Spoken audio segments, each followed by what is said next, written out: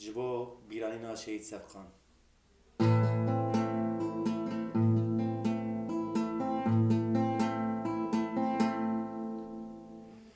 Ezindara şînîme jinavroşîn atanavî min gelek bawba gerdît lêz neşkesim min gelek bawba gerdît lêz neşkesim min gelek bawba gerdît lêz neşkesim ez bûm tov ketim erdê jîn bûm li kulî kenadarê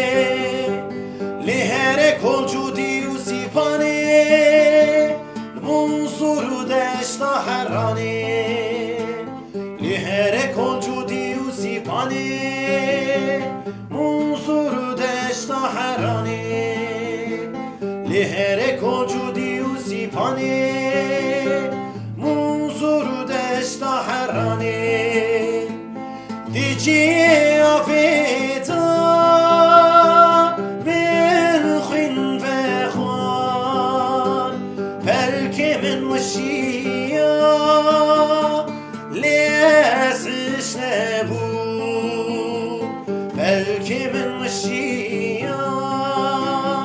lêz ishk nebû